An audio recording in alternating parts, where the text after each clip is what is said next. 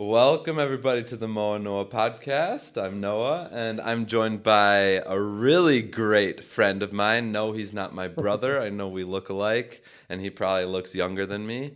But he is a very special friend of mine that has moved away, and we'll find out why in this podcast. I miss him dearly, but this little episode is about getting back in touch, learning a bit more about your past that I didn't really get to talk to you about much, even though we spent hours and hours hanging out. And so, in a very short and sweet podcast, I'd like to hear as much about you as possible. So, welcome to the podcast, Chris Morandi. Thank you for joining me. Well, thank you, Noah. Thank you for having Yeah. me. I'm extremely flattered. Nobody's ever asked me to do something like this before. Well, you're a So, very special guy, even though you're a humble special guy, which is a great combination.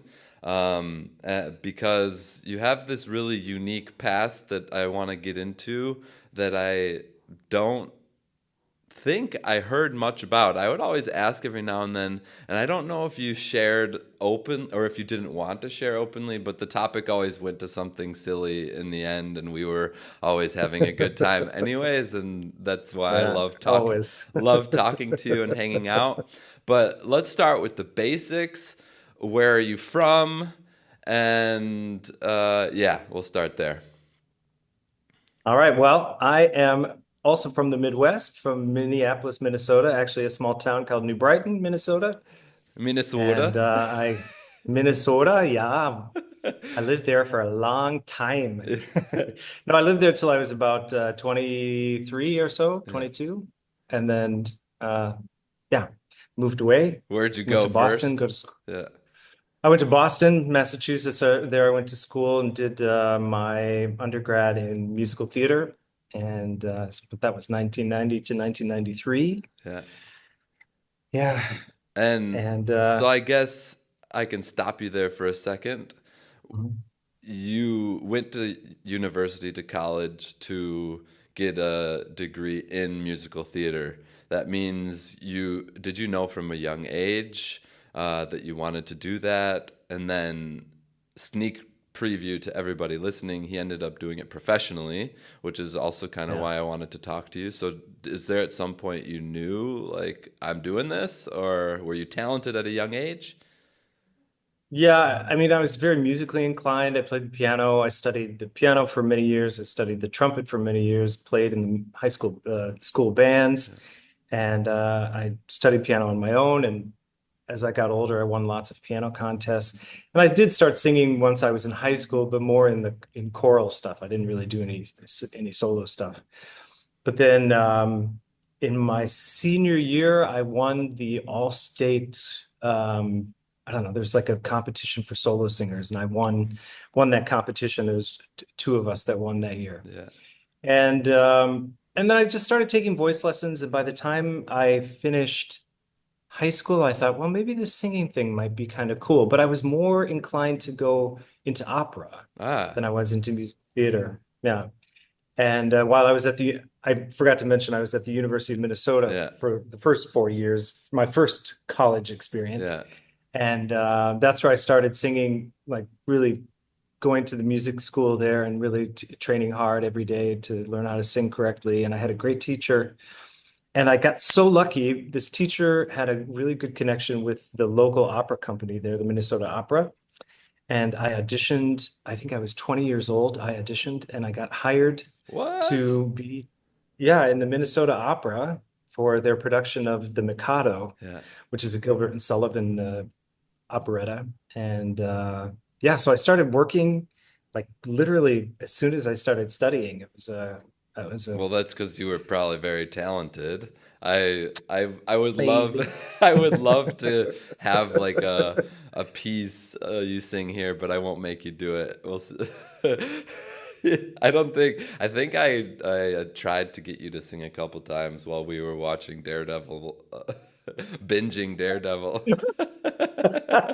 Oh, Chris, could you just sing me a little tune while we're watching Daredevil beat the heck out of somebody? Yeah, exactly. It wasn't quite the right moment, but Uh, that's really cool to hear. So, but when was there a transition from opera to musical theater? Because I mean, opera, from my zero understanding, is Mm. big human beings standing on stage singing Yeah. in Yeah. ways that I have no idea how they control their voice, which maybe we could talk about Yeah. that too. But Yeah. like, Well, it was interesting because so I sang with the Minnesota Opera for about 1.5 seasons, which and is we how did three long? operas. How long is that? It was about, I would say I started in the spring of, I don't know, whatever year it was, and then I continued on to the next year into the fall of Ah, the following year. okay. So uh, we did three operas and two musicals actually. And while we had these musicals, the final musical, one of the two of the girls who were working, they were hired from New York City. They came in to be in the show. So how they did that for with Minnesota operas, they would usually use the chorus, the opera chorus, to do the chorus, the ensemble part, and then any of the big leading roles they'd get from New York City, or they'd get them from Europe, bring Yeah. in some Italians or somebody big and famous to come and sing. And anyways, these two ladies who came to join us for this production of Showboat, one had gone to the Boston Conservatory and one had gone to the Manhattan School of Music. And both of them, on separate occasions, kind of pulled me aside and they said to me, they said, "What do you want to do with your life?" And it was really kind of strange. Nobody had actually asked me this question before. And I said, "I don't know. I'm pretty happy. I'm doing this, working here in the chorus. I never thought I would be doing something like this. I think it's pretty special." And they both said, like I said, different separate occasions. They said, you could be so much more than just singing in the chorus. And I had never thought of that. And then they said, you should really think about going to another school. And so each of them recommended their own school. One was the Manhattan School of Music, and one of them was the Boston Conservatory. So I just listened to them and I decided to take their advice, and I set up auditions to go and audition to both of those schools Yeah. the following year. And I got accepted to both of those schools. Wow. And Some people yeah, just it was have pretty it. cool. But the deciding factor, of course, was who was going to give me the scholarship, because I didn't have any money. Yeah. So I chose the Boston Conservatory because their program was a bit more affordable, and they offered me a scholarship, Yeah. and it included all the stuff where you get to live on campus and eat the food and the Nice. cafeteria and all Yeah. that stuff. And it was a lot smaller, and it wasn't New York City. New York City to me was terrifying. Yeah. And so As in the it end, I should opted be. to go to Boston Conservatory. Yeah, terrifying. I'm still terrified to go there. Have you ever been there? Anyway, so to New York Yeah. City Oh, several yeah. times, Okay. but I don't like I just don't like to go. Yeah. It's just a concrete Um, jungle yeah, among other and things. smelly and sorry, New Well, you can go Yorkers. like you go from one street to where it's beautiful, the buildings are beautiful, well taken care of, and then the next street, it's just piss and garbage. It's like It's that kind of a the street juxtaposition. sweepers just pushed it over to that street. Yeah, exactly. Yeah. But so, how old were you when you got into the conservatory? I would say I was probably about 22, 23 years old. Okay, which I guess Yeah. is Yeah. like for some people that's because would some people go straight from high school, or how does the Yeah. Yeah. conservatory work? Yeah. I mean, definitely most people start as soon as they get out of high school. And since had already done 4 years of college at the University of Minnesota, I was probably one of the more older students there. Yeah. Uh, What did you study at the and University of Minnesota? I just took a liberal arts degree Okay. and just coasted through. I was a terrible student, Yeah. terrible. You And weren't challenged enough. It's let's call it something else. You didn't find your passion.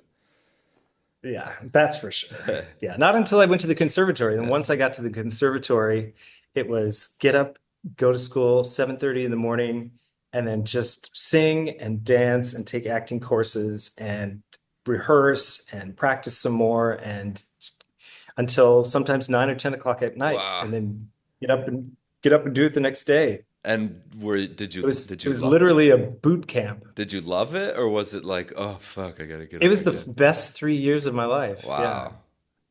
It was just every day getting to do the thing you want to do and having everybody also working on that thing and everybody looking at you and going, you have to do this. Everybody's trying to make you better. Everybody was always trying to help you be the best thing you could be. And then in turn, you doing that for all of your college colleagues as Yeah. well.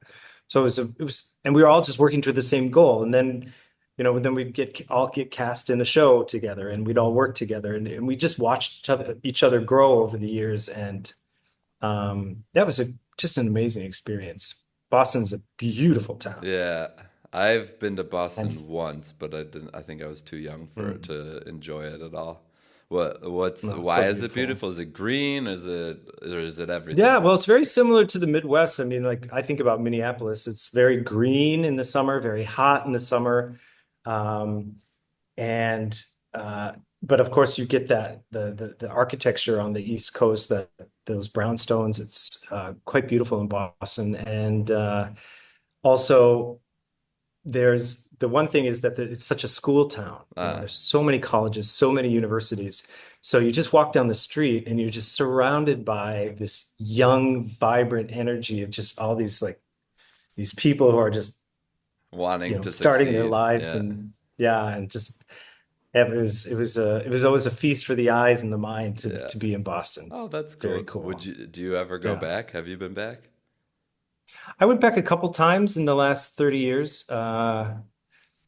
Like But I don't need to. alumni events? Are there any, like, do they do those types of There things? are, Yeah. but yeah, it's a weird thing for me. I don't really stay in too close a contact with my fellow colleagues from school, but I would love to see them. Yeah. Um, Are yeah, any I of don't them, know. do you know, like I'm sure you follow or you're still in touch with some of them digitally. Are any of them doing Yeah, like, are they still working in musical theater or doing big things? a few of them did work quite frequently. One of my roommates actually got his own Broadway show starring him. Wow. It unfortunately didn't last very long, but and a couple of other my colleagues were on Broadway. Wow. Um, but of course, there's regional theater. There's a lot of theater that happens all over the country in the U.S. But as far as I know, me and my other best friend Megan, who also went to the conservatory, we're pretty much the only ones that went to Europe Yeah. and concentrated on our career in Europe And that is a later on. perfect transition to how you got. So Chris and I met here in Berlin, um, and you were already retired from acting, but how I want to know how you picked Germany, where you went, like what was the process of getting here? Because Yeah. German puts culture kind of on a pedestal, not so much anymore, Hmm. but Absolutely. also not as much as like London or I think Paris and the French put culture even higher. Like, how did Yeah. first question, what was your process? And second question, how did you get to Germany? All right. Well, I think one thing I'm going like this sort of axiom that I've discovered about myself, my axiom in life is that I very rarely choose to do something. I feel like things come to me. An opportunity presents itself to me, and I either say yes or I say no. And how do you say yes or And no? Was it a heart decision, a gut? yep, it's just a gut, it's like boom, it's like my amygdala or whatever that part of your brain that protects you. Yeah. It's just it knows whether or not to say yes or no. And I just so go, oh, okay, this is happening. So like when I was working at the Minnesota Opera and these two ladies came to me and suggested I go on to go to another school, I just said, yeah, that's a great idea. I should do that. And so I just said, okay, that's my goal now. And then I just made that happen. I went to work, I made money, I bought the plane tickets, figured out where I was going to stay, Yeah. lined up, did the whole thing. And so when you ask me how I made the decision to come to Germany, I didn't make the decision. Yeah. I said yes to an opportunity. Okay. My best friend Megan had graduated from the conservatory the year before me, and she was in Germany already on a tour, a little Broadway review tour that went zigzagging through Germany. And when I got close to graduating, she said, Chris, when you're done, go to New York. I'll meet you there. I'll introduce you to the team. I'll make sure you have a great audition and we'll get you on this tour and we can tour Europe together. And I said, awesome. I'll be with my best friend. So that's all I did is I just sort of I went with the And wind and what I was went your to New York audition? Do you City. remember your audition? Well, I probably sang a song from the musical Chess called Where I Want to Be. And then maybe I sang Something's Coming from West Side Story, Yeah. probably. I mean, this is 1993. Yeah. So yeah, and I got that job. And then I had to borrow a lot of money because I had to pay rent because I left my apartment early, so I had to pay rent. I didn't have suitcases.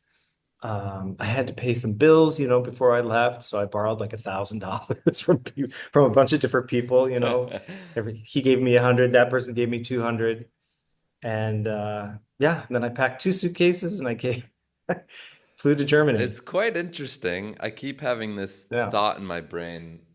I don't want to talk too much about myself, but in this podcast, but Mm. it's almost the same, almost one to one the same story as me coming to Yeah. Europe. I'm not quite as I mean, I am very go with the flow and see what happens kind of guy. Mm. Um, but two ladies told me in the US, "What are you doing with your life? Why don't you go see the Really? world?" In two separate occasions. And I was like, "Okay." And so that's how I got to Europe. And like also I don't Wow. think I made the decision to come to Germany. Someone was like, "Hey, come stay at my place and you can have I'll set you up with a tryout with the soccer team." And things just happened. So I Yeah. think it's really nice. That's maybe how, on a subconscious level, we connected as really good friends. That we're Yeah. both similar. Like, hey, let's see what happens. Dun, dun, dun, like dumb little dogs. You're like, okay, it's Yeah, shiny over a little there. golden retriever. Yeah. But I think it's interesting, maybe for people listening, like that. Some people are like, "Oh my God, I could never. I have my entire life planned, and I go by that plan." That's and like it's there's so many different types of people. I think it's really interesting to hear that there are other people that kind of are just like, "Oh, I that feels right. I'm gonna do it." And Yeah. now, so let's go back to your story. You get on tour. You get a spot on the tour. What was the show, and where were you stationed? Well, we weren't stationed anywhere. Okay. It was a tour. Yeah. So it was a very low budget tour. It was literally we were on a bus Yeah. and we would just literally zigzag across Germany. There was no plan. It wasn't like, okay, we'll go here and then we'll go there and there. It was like, no, we're gonna go here and then we're gonna go there. And so I stopped looking at the map at some point. I was just all I cared about was how long are we gonna be on the bus? Once we get to the city, do we have to go right to the theater and do a show, or can we go to the hotel first and have a shower? I mean, that's all I cared about. And then we'd get What? get off. Yeah, it was fun, but it was tough. But you can only do something like that when you're young, Yeah. and you Sleep don't in the have all these. bus, drool Yeah, everywhere. sleep. Quick, Exactly. quick Fart. cat shower and look Yeah. amazing on stage. Yeah. Right, right. And that's what we did. We just traveled around. We played the tiniest little Stadthallen and Theater hinter dem Post. And we went to, uh, in 1993, 94, we went to far East Germany. I don't know where we were, but we were on the border of the Czech Republic, I think. And the city had just started restoring the facades of the buildings, but that's all that was nice because once you got into the buildings, it was still very dark and very scary. Yeah. And I remember we got to this one hotel, and they had actually the renovation had gone into the lobby. So the lobby had this beautiful red carpeting and these gorgeous, they'd restored the chandeliers. And we got in the elevator, we went up to the room, and the floors were cement floors in the hotel room. And you go into a bathroom that just has a rough cement floor. How do you clean that? You can't, Yeah. just think of what it smelled like is all I'm trying to say. Mm. A little moist. Yeah, so a little moist, yeah, I'm not going to say the words. It just smelled a little bit like a zoo.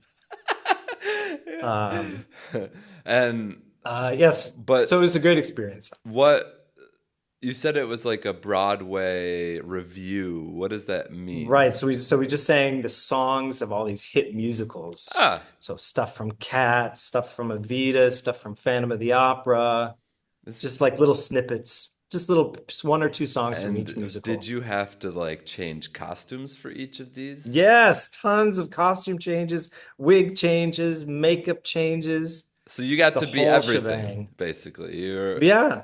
Yeah, I was like this Cockney chap, and then I was Raoul in Phantom of the Opera, and then I was Che Guevara and Evita, and I was, it was that's like an actor's dream, I guess. You get to show like you get to from what I could understand, you get to show off all these different. It's like if you watch like what movie is that with the really really talented actor, the guy who's Venom. What's his name? Oh yeah, Tom Tom Hardy. Hardy, and he plays like brothers, and Yeah, like you yeah, can see in the film like he's two completely different human beings, and that's like I yeah, feel like what an actor's dream would be to show like, look, in one show I can do all yeah, this. yeah. Well, I'll have to be honest with you for these shows. It was all about just I was singing my brains Yeah, out. I was okay. just we used to call it singing for Jesus. Just I was singing as pretty and as beautiful as I could every night. Yeah, The acting part, I was maybe not concentrating on so much. yeah, I was really just trying to enjoy life and yeah, enjoy my time. Maybe a bit too much on stage, maybe having a bit too much fun sometimes, yeah. but I didn't concentrate so much on embodying the character. But eventually that wasn't your only show that you did, correct? Like I No, remember no, no. That was just like the beginning. the That was step the into beginning of my European. Yeah. right. So I was on that tour. We happened to be in Italy because we went to a bunch of different countries as well. Yeah. We every now and then we dip into other countries, and we were in Italy, and I got a call from my mom and dad that Megan, who had already left the tour and was in Stuttgart, my best friend who told Got me to come to Europe. yeah. Um, she had called them. She said, if Chris calls, tell him to get his ass to Stuttgart because the company here just fired somebody and we need somebody. So I just like, I left the tour in the middle of the night, got myself secretly to the airport, No bought a way. ticket, got to Stuttgart, didn't even say goodbye to anybody, Oh didn't my collect my gosh. last paycheck. I said yes to Sayonara. opportunity. That's Yeah. that is hilarious. And Yeah. then And then I went there to Stuttgart, and they were doing this big, huge production of Miss Saigon, which was the Cameron Mackintosh production that had was just starting to spread out and take over the world. And so I went there and I auditioned, and literally the day I landed, I got the job. amazing. And so I started rehearsals the next day, and I started working at Miss Saigon in this big, huge production that I'd never even dreamed that I was going to be a part of. I didn't even know the music of Miss Saigon. I didn't know anything about it. Do you know how And Megan always did these things? Because it feels like she's like, "Hey, Chris, I miss you. Come hang out." yeah, And your because talent is, yeah, Megan has focus in okay, life. She's focused. She sees something, she wants it, she makes a plan, she goes for it, and she got it. okay. That's how she operated. I was like a leaf blowing in the wind.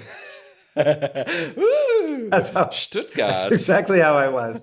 And she was like, come here. And I was like, yes, ma'am. And I came, got the job. And she said to me once, she said, I should actually be your agent. I've gotten you your last two jobs. And And so Miss Saigon, I'm not I mean, you showed me a little bit of it. What is the story? yeah. And what were you in Uh, it? it's a it's a story of sort of based on the music, the opera Madame Butterfly, which tells the story of a military man who goes to Asia and falls in love with a geisha woman, and they fall in love. She has his son, but he leaves her, promising that he'll come back, and he never comes back. And in the end, she commits suicide. Oh, It's very geez. dramatic. Wow. Yeah. So Miss Saigon tells the story of a young GI, Chris. Coincidentally, his name is Chris, who goes and as the Saigon is being evacuated, he meets Kim, who's a young 17-year-old bar girl, and she works in this as in a bar, where they all turn tricks and everything. Yeah. And they fall in love, and she gets pregnant, and then in the evacuation of Saigon, they get separated. So he has Which to go back war to the is it? US and the Vietnam Yeah. War. Okay. And uh, he doesn't know that he has a son. Oh, And she spends the rest of her existence trying to get to him, to find him, to get back to America or whatever. And wow. anyways, his buddy finds out that Kim is still alive. That's her name, and she has a son. And so he goes back there to find her, and she's now in Bangkok and working as a hoochie coochie girl in a bar. Yeah. And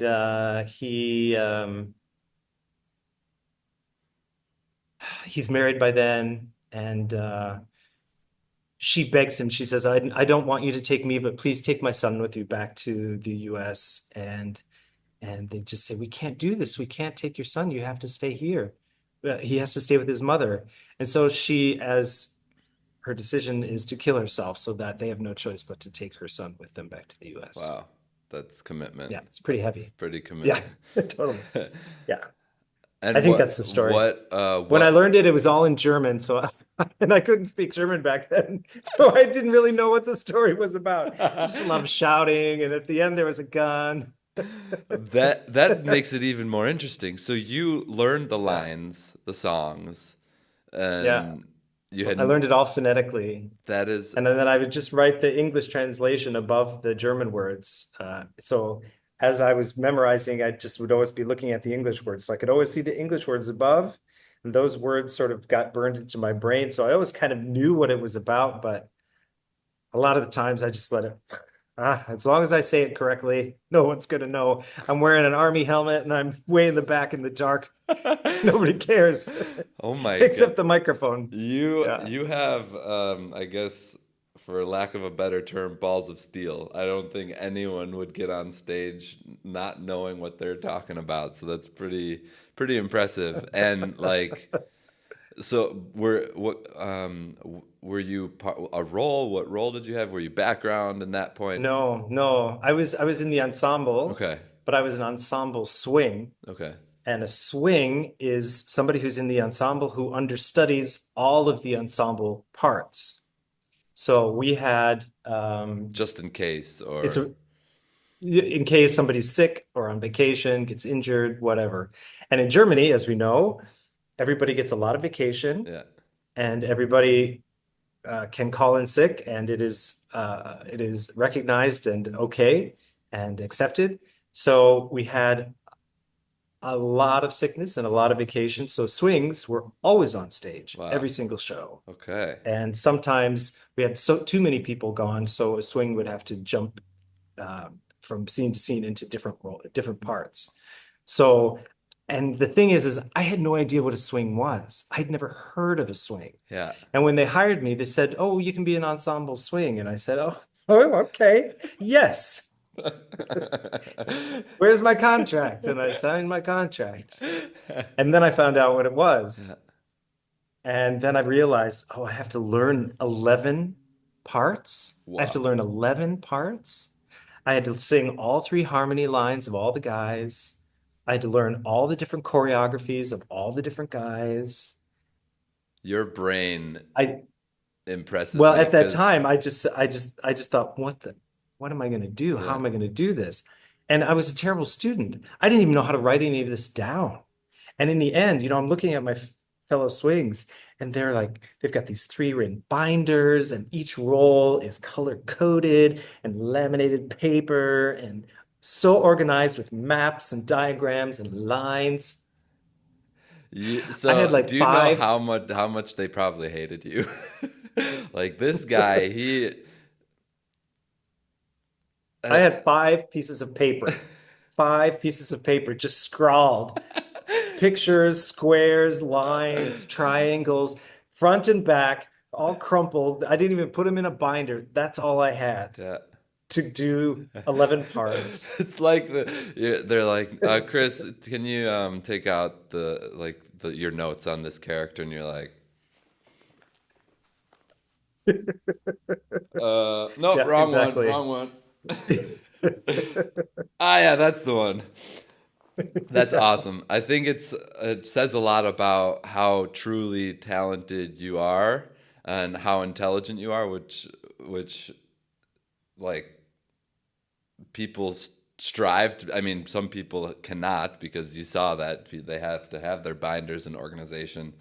But man, and I don't know if you want to talk about it, but for me, I'm thinking about the things that you shared with me that you would do extracurricularly.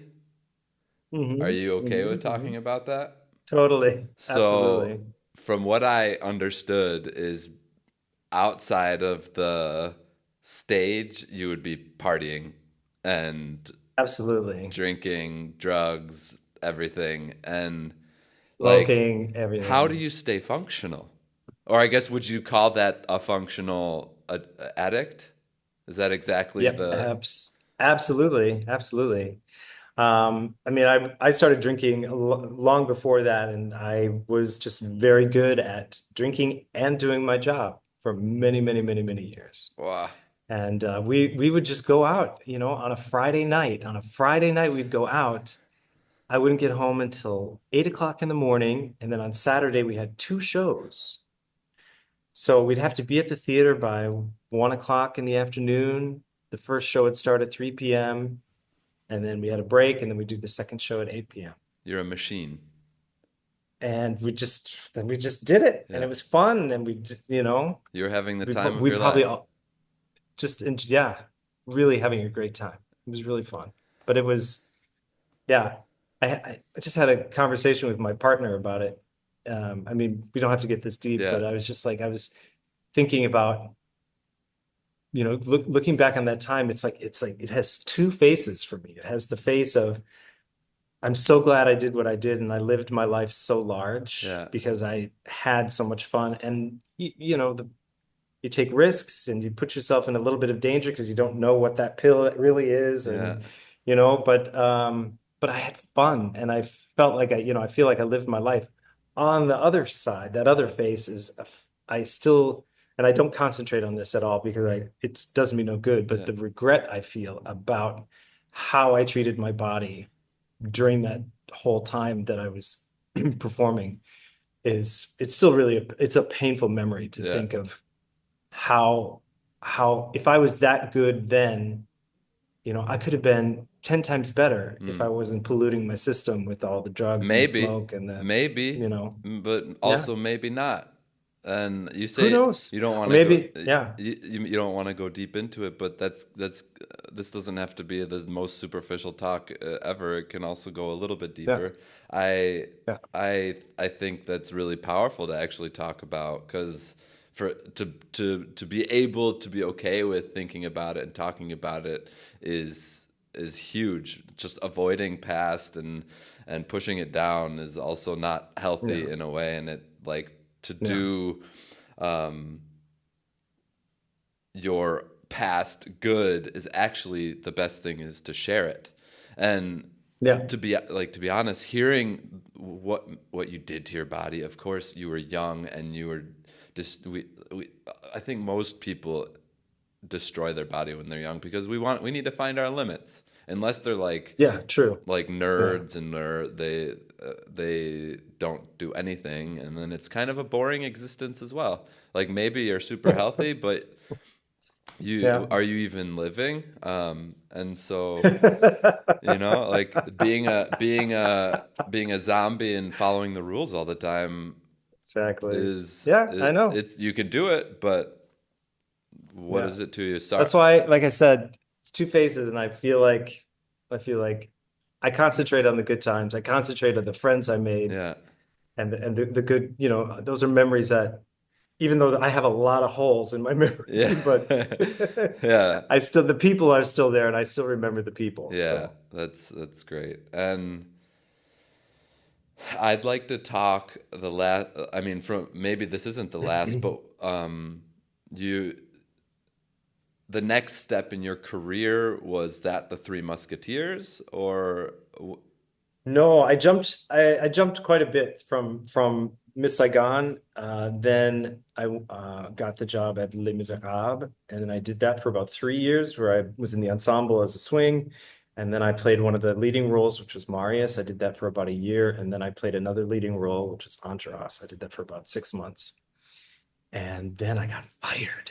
hmm, And then from there, I went to Bremen and I got a job working in a production of Jekyll and Hyde, the musical. And I did that for 6 months and I was not very happy. Um, and from there, during my time at Les Mis, I had auditioned for Phantom of the Opera and they had actually offered me a job. But at that point, I was making so much money at Les Mis, I would have had to take a big salary cut and I just didn't feel hmm, like it was the right time to go. So, anyways, I was in Bremen at Jekyll and Hyde, and I called them at Phantom and I said, "Look, you guys offered me a job about a year ago. I'm down here in Bremen, and I really don't want to stay here. I would love to be able to audition for your show again." And they said, "Well, let me get back to you." And they called me the next day and said, "You don't need to audition. You can just come and work for us. When can you start?" what? Yeah, it was the first time I ever got a job, without I did audition for them like the year before, but they didn't need to see me again. They Yeah. just hired me. So it was really cool. Yeah. So then that was 1999. I went to Hamburg and then I began working at Phantom of the Opera for 2 years, which was, for me, that was my dream show. That was the place I really wanted to be. That was the musical I listened to that really was kind of cemented in the fact that I wanted to be in musicals. What about And it? the grandeur, I mean, everybody looks at it now. It's such a dated musical, and it is, but um, the music is beautiful. The arrangements are beautiful. The singing is gorgeous. It's very interesting. I trained at a time in the late 80s when these kinds of musicals were very popular, where the singing was considered very classically legitimate singing. It was very, very healthy singing. Today, you get more modern musicals where it's more pop, more rock, a lot of belting. But back then, it was very, almost slightly, very classical singing Yeah. in some ways, from men especially. Um, so that's kind of what I trained for. So by the time, with my opera background and going into Phantom of the Opera, I just felt like it was like a perfect moment of my talents and my training coming together at the right time in the right show. Yeah. So it was very cool, and it was a great 2 years. Okay. Um, Did what if people I know the Phantom of the Opera, would they know your character or your spot in it? well, I played again. I started as an ensemble swing. Yeah. Um, And then I was also the understudy for the lead, Raoul, who's like the not the Phantom, but the second lead guy. And then, but I was the understudy for that. So I said I started understudying. I think I understudied three or four other characters in that part. Hmm. In that show, so I did all the ensemble boys and four of the leading guys. So I got to do a lot and it Yeah. was fun. It was so much fun. And again, it was a fun cast and I had a lot of fun in the evening time Yeah. going out. Hamburg's a crazy place. Yeah. And then kind of what sort of changed for me then was after my first year there, they offered me the job of being the assistant to the resident director, which is something I'd never considered doing, is sort of going to the other side. We called it the other side of the table. Yeah. Um, and I just said, yes, okay, sure. Say yes to opportunity. So Yeah. I did it. And it was great. It was a great experience. I got to actually do auditions. I got to teach people their roles. I got to give notes and correct my colleagues. It was a very fine line of, being in the managerial position and being a performer at the Yeah. same time. I guess you had to But, be able to and I take was, criticism and tips as well, which oh, is totally yeah, part of the job. absolutely. Yeah. Absolutely. And when you're a swing and when you're an understudy, everybody has corrections for you. Everybody gives notes for you because you're not the person who does it every single night. Yeah. Yeah. How did you take that? So Was I it remember, like, thanks? it's just like I said, going to school, people are telling you things because they want to make you better. Yeah. So you just have to listen and use your internal judgment, decide whether or not they're full of shit or if they really are trying to help you. And Yeah. you just smile and nod and you say thank you. Yeah. And so maybe now we start transitioning. And I don't know if we probably haven't covered your whole career. Your career It's sound all right. like it's It, super yeah, interesting, and yeah. and I guess my only memory of our chats was the Three Musketeers, which is why I had Mhm. this goal in the conversation of getting there. But it's Okay, well, that was that was why I moved to Berlin. No, no. yeah, Three Musketeers was in it was my second show in Berlin. okay. That's what it was. Yeah. And yeah, I just think that's cool because the Three Musketeers is something I finally know. I've seen it, and Yeah. I know, and Yeah. you got to play one of the Three Musketeers. But I want to kind of No, I didn't actually. No, no. I wasn't one of the three Musketeers. I was one of the Musketeers. Ah, There was the three, there's Athos, I can't remember their names now. yeah. Anyways, there was the three Musketeers, and then there was their band of brothers. Ah, nice. So I was one of the band. I was in the Musketeers, but I wasn't one of the three, Okay. and I was not D'Artagnan either. So I was just back in the chorus, Yeah. swinging my sword, Yeah. Having a wearing a leather great fucking time. jumpsuit, having a good time, sword fighting. It Yeah. was fun. Yeah, And so, what yeah. was the reason for stepping away? If you were having a great time, life was amazing, what was your reason for stopping? Well,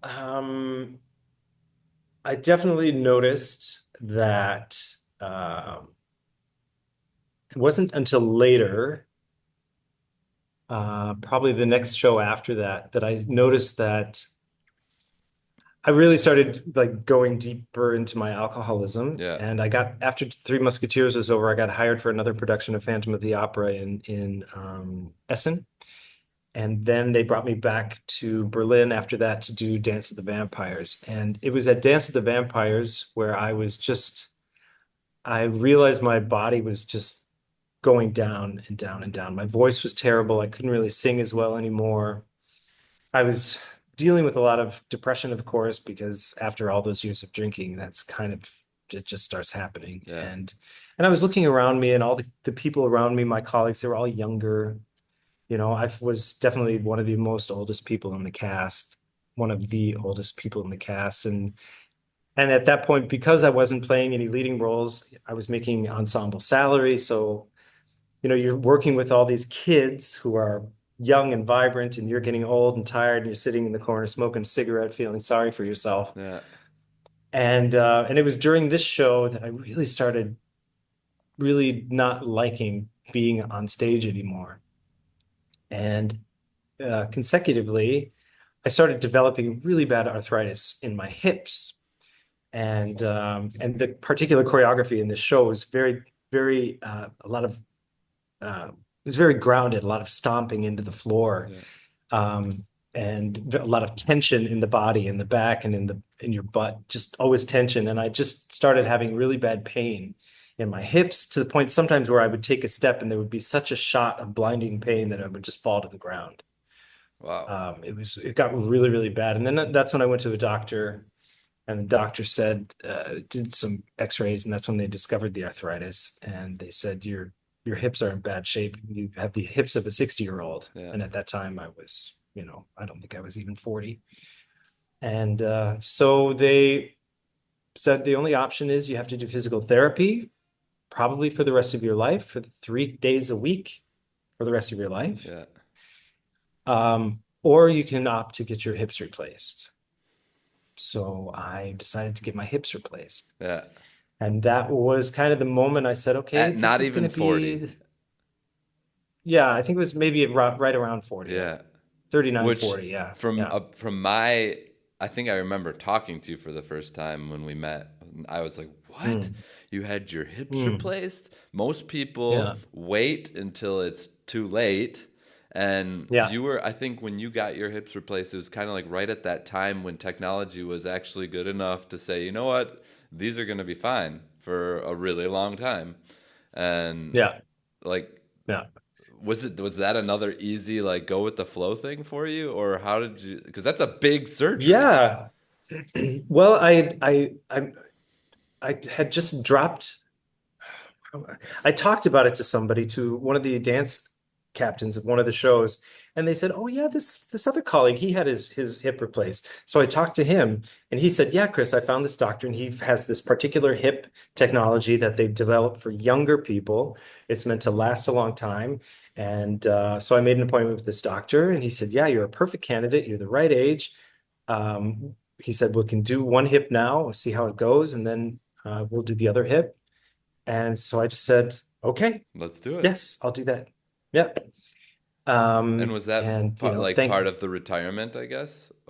Retirement? well, I didn't want decide to retire from I decided to quit working on stage, but I didn't want to just quit working in theater. I'd sort of already put in place some I talked to people in management that I wanted to make the step and become a resident director in one of the theaters, and to that would be my new path. And so I made a plan Mm. for the first time. And I talked to people and I said, this is what I want to do with you guys. I feel like I've got the work experience now, and I've worked for your company so long that I know how everything works. I know about, all the administrative stuff. I know about rehearsals. I know this, I can do this job. And they said, yep, you're number one on our list. That's great. Da, da, da. And then I had my hip surgery. I had my first one done, and then 3 months later, I had my second one done. And then I contacted the people who I'd been talking to about doing this job, and they said, "Oh, no, we don't want you to do it. We're not interested in you because German's not your mother tongue." Okay. And at that point, I could speak German. Yeah. And then I realized, I said, German will never be my mother tongue. Yeah. No matter what I do, no matter how well I speak German, German will never be my mother tongue. So it came down to, in my opinion, you didn't get this job because you're not German. Yeah. That's what that means to me. Yeah. Of course. In a very sort of circuitous way of saying it, Yeah. that's how I took it. And then when I got that news, I was devastated. I Yeah. didn't know what I was going to do because that was my plan. That's the one You're plan off. that I You had were off made. character. Yeah. And it didn't work out. Hmm. So I didn't know what to do, but I had a lot of, I had unemployment. So I just stayed at home. I was recuperating. I was going to physical therapy to get my hips back in working order. But I was home. I had nothing to do. And I just started drinking more. I started taking more drugs. I started smoking more. And I just went deeper and deeper and deeper into a pit. Yeah. And yeah. And I stayed in the pit for quite a bit. And What's it quite a bit? after about Years, months? like about, well, I was in alone at home doing this by myself for about a year. Yeah. And then it wasn't until a year later, after the Rentenversicherung asked me if I wanted to go back to school to maybe learn a new trade and become a participating member of society again and pay taxes again. And I said, yes, okay, I'll do that. And so I decided to try out computer graphic design, which I did for about a year. And I was still in my dark, deep hole, spiraling in alcoholism. And one of my teachers noticed that my writing was getting really bad, because we took all sorts of courses. It wasn't just graphic design. I was in German course. I had to write a lot. I had to read a lot. And my writing was getting bad because my hands were getting so shaky at school. Oh, wow. And but this teacher noticed it, and she said, "I don't know what's going on with you, but something's happening, and you need to straighten it out." And I listened to her because nobody else said anything to me. None of my friends said anything. They just, I don't hold that against anybody, No, of course. no. But th this one teacher, she saw that something was happening, and she said, "You should need to get yourself sorted out." So I said, yes, I will do that. And so I found a therapist, and I knew exactly what my issues were, and went to him. And I said, I know I'm an alcoholic, and I've got this in this is my story, blah, blah, blah. And he said, okay, well, before I treat you, you have to get yourself cleaned up. You need to go to a hospital to go through rehab. So I said yes, and I did that. I went to probably one of the best rehab facilities in Germany. Yeah.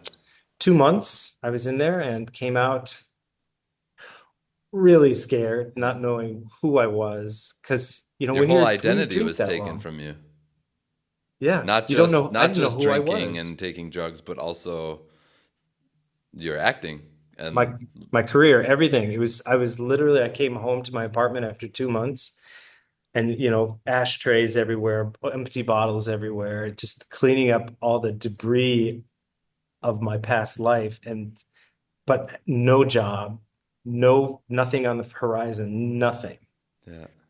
And But you kind of got back so I onto spent, character. If I'm looking from the outside in, you got back into yeah, character. You listened to yeah, a woman who gave you a suggestion, and yeah, absolutely. yeah, It was just those 6 months coming after rehab were a challenge, because you have to get to know yourself. You need to figure out, it's because you really don't know who you are yeah, once you've stopped drinking, because you're a drunk. You wake up every morning, you're going to wake up hungover. You know how everything works in your life. You know how to get through your life. But once you're sober mm, and you think clearly every single day, and the biggest thing that I noticed once I got sober was the silence in my brain was amazing. okay, Because when I was deep in it, I just constantly was berating myself 24 hours a day.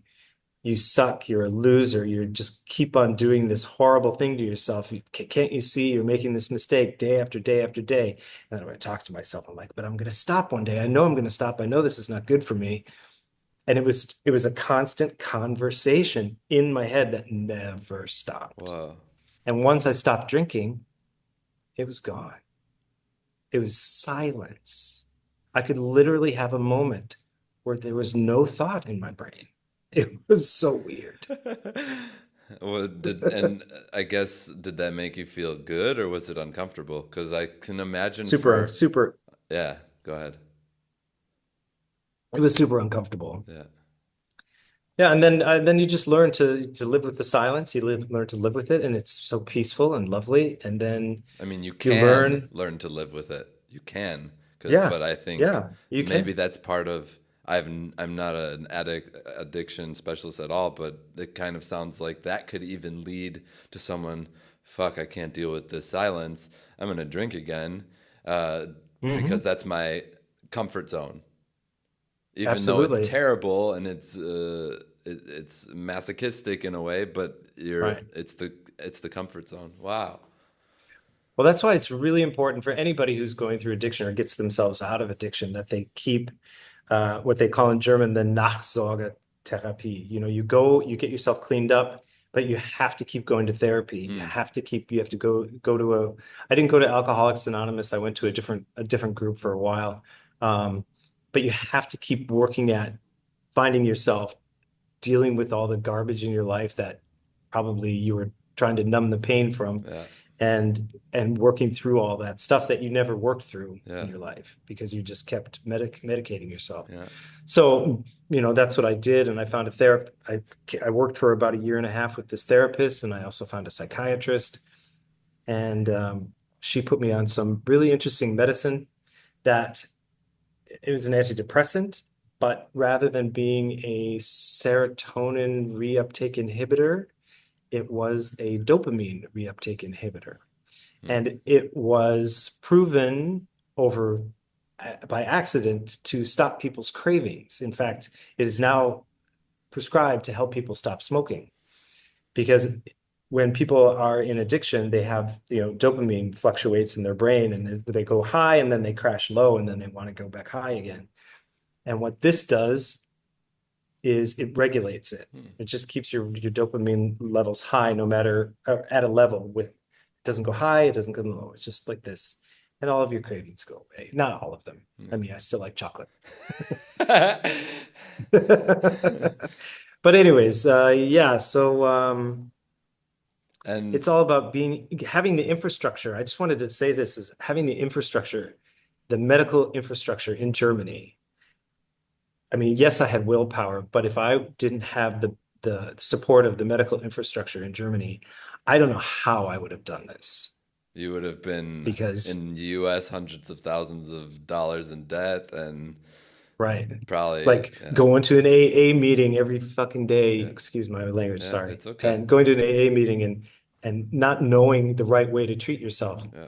But, you know, they even at the clinic at the hospital where I went to, they even talked about the science of addiction and what happens in the brain and what happens to the dopamine receptors. And they explained it all very scientifically, so you knew what had happened and why it was happening. Yeah. Yeah, it was just like, oh And how wow, do it's so you how amazing. do you how did you stay just pure motivation, or you have like, how did you stay sober, and like, is it partially, I guess, from the system, partially from yourself?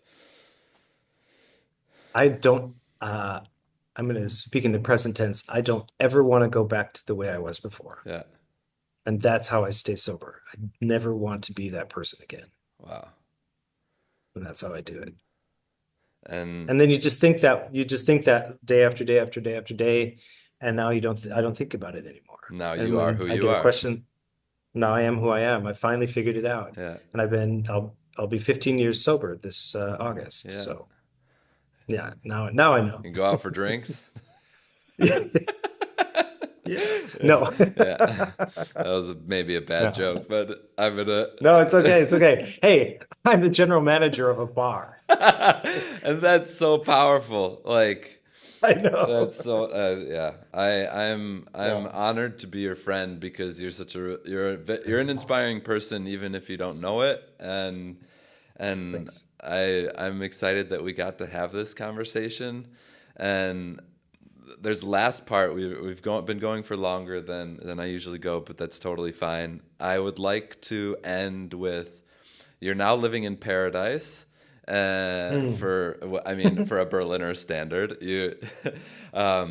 where are you? What are you doing now? And let the people know what All you've right. got going on.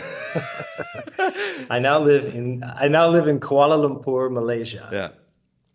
and I came here January 1st, 2022, and I came here to retire, Yeah. to just chill out and live my life quietly and to not work anymore. Malaysia is a low income city. I mean, the incomes are low, rent is low. It's a very affordable place to come. It's not a poor place. It's very rich. Everybody has jobs and there's high rises and cars and everybody lives. It's a normal place to live. It's just everything is like cheaper Yeah. than it is in Europe. Um, so I came here, and that was my plan. Going back to And those then right before, plans. yeah, that was my plan. Yeah. And then I met my partner right before I made the move to come here, and um, he said, well, I can move to Malaysia too and go back to school. And I said, oh, that's great. I wanted to move to the island of Penang. And he says, no, there's no schools there. I said, okay, let's go to Kuala Lumpur. So we moved to Kuala Lumpur. I found a little apartment. Excuse me, I just burped. Could you edit that out, please? I'll add one.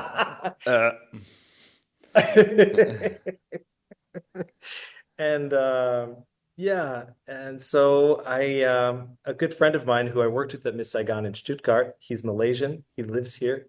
He's the owner of a jazz club that's called Bobo KL. Yeah. And KL is the short, what everybody calls Kuala Kuala Lumpur Lumpur. here. Yeah. And yeah.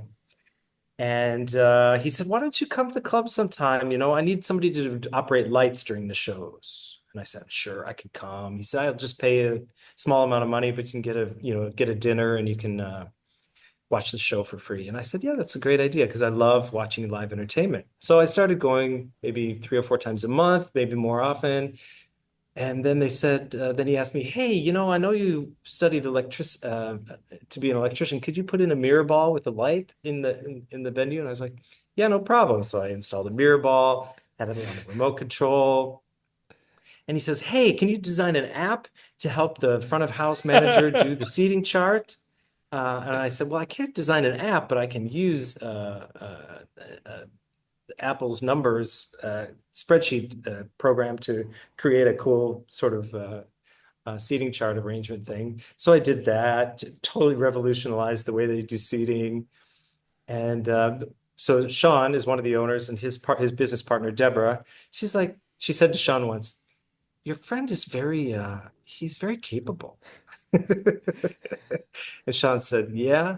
And so she said, "You know what, Chris? I'm gonna just hire you. I'm gonna start paying you a salary." So I spent more time with them and started doing more, taking on more responsibilities, learning more about the business, um, dealing with artists, hiring artists to come in and negotiating with artists to come and perform.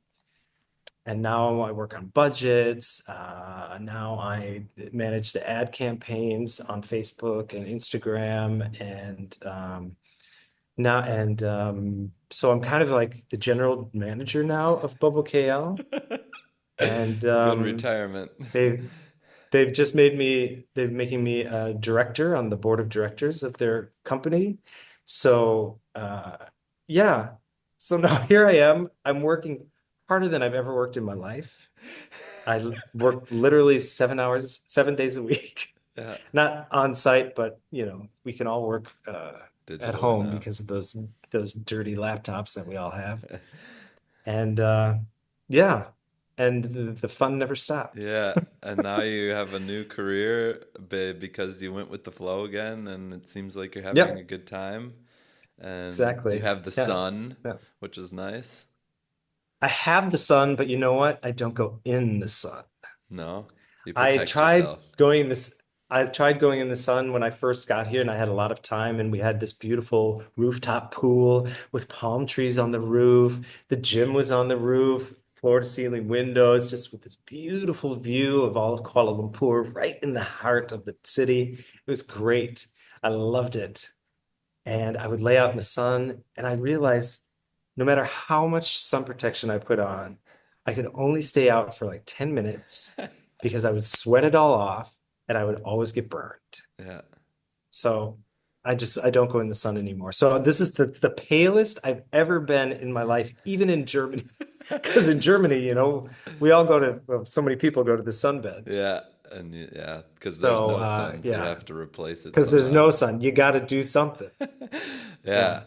That's yeah. it's kind of a full circle story, Chris, to hear how you've just enjoyed life and life happens, and maybe for all those people that are scared to let go of control and see where life can take Mm. them, this could be a little bit of like a story. Hey, if you go with your heart, feel what's right, you can have an amazing life.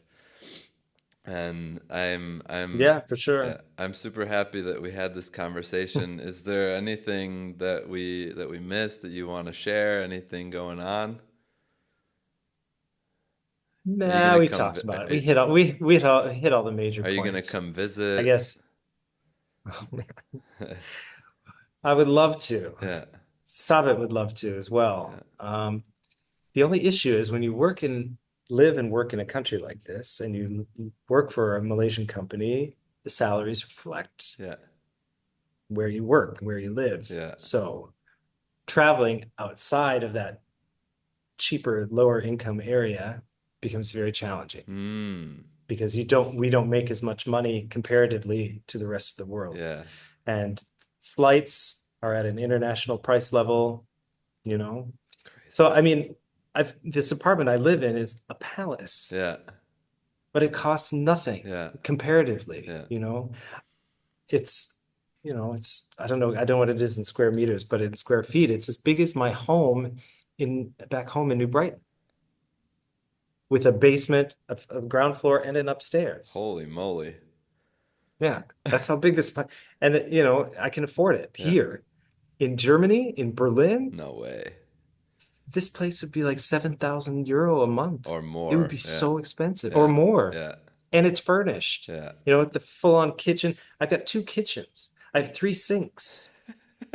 I have a garbage disposal.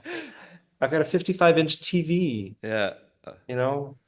I've got a beautiful walk-in bathroom with a shower and a bathtub. It's just beautiful. And I wish you could see this gorgeous view out my window. Yeah. It's big city and jungle. It's fantastic. Well, I hope that I can start making some money so I can come visit Yeah, and yeah. see your little Well, you paradise. work hard enough. You should be making some good money by Yes, things now. are happening, things are starting. Yeah. I just have to get over my fear of charging people. Yeah. But it'll Know happen. your worth. Exactly. Know your Know worth, know my my friend. worth. Yeah, I'm getting there. I'm getting there. But All Chris, right. I love you. Thank you so much. I love you too, man. Thank you for your time. You shared a lot of your heart and soul here, so I really appreciate it, and I hope I get to give you a hug really soon. So do I. I love Bye. you. Love you too, man. Bye-bye. Bye, everybody. Hope you enjoyed it. Talk to you soon.